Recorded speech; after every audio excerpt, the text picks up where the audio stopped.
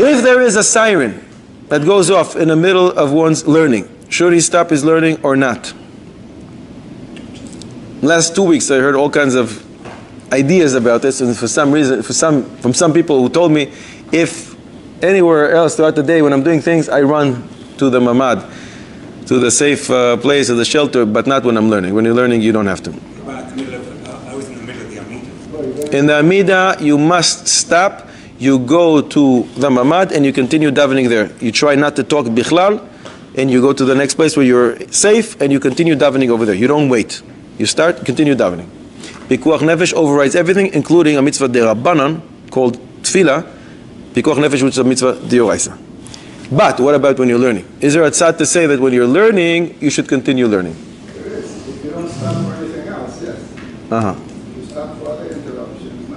What about pikuach nefesh? Other interruptions of the same level of pikuach nefesh?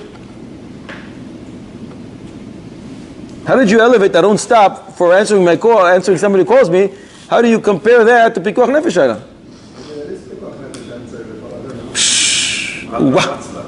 What's that? Torah agune magna ve'atzulei matzla soita chaf aleph. Does that mean you should not stop when you're learning? If you're not doing to answer melech. Tell me, b'dikas chametz tonight. What b'dikas chametz is? What is it? Is the Rabbanon or the Raisa? B'dikas chametz, the Rabbanon. Kriyas Megillah Purim tonight. The Rabbanon or the Raisa? Do you stop your learning in order to do b'dikas chametz and Megillah? But for pikuach nefesh, no. Interesting. However, there is a base up to what you're saying. Who is that? The Kovetz Shuri. Who's the Kovetz Shuri? And he writes, in Gemore Ksubis Ayin Zayin Amud Beis, we learn Rabbi Shua ben Levi would go visit people who are very, very sick with something very contagious, a disease called Ra'asan, that's Reish Aleph Taf Nun, and nobody else would want to get close to them. The Gemara says Reb Ami and Reb Asi wouldn't even eat eggs that came from the same neighborhood when they're in their peel. They wouldn't touch it. Who knows? I'm going to get this. Worse than Corona. Worse than Corona. Rabbi Shua ben Levi would sit with them and would learn with them.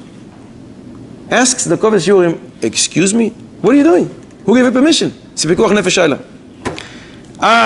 We learned what we said before, in Makom Hezeka, when it's dangerous place, you don't say, I'm a shliach mitzvah. You have to be careful, you have to watch yourself. Says Elchanan Wasserman, Zehu bish'ar mitzvos. That's true to all other mitzvahs. But learning Torah is different, and one will not be harmed even b'makom hezeka. Do we pass like this, Elchanan Wasserman? Absolutely not. Reb Shlomo Zalman says, you know why? Because our hearts are not as pure as Rabbi Shua ben Levi. And do you know how you're learning? Do you know that your learning qualifies to say, well, I'm learning Torah, I'm with the Kodesh Baruch Hu now. Mimele, it comes back to all mitzvahs. All mitzvahs are rejected for pikuach nefesh, except the big three. Learning Torah is not one of the big three. It's a gigantic one. Talmud Torah keneged kulam, but not as far as this is concerned. It's not Gilui Hara Shfichus Dam Avodas Zarah. And Mimele, one must stop his learning and run to the Mamad.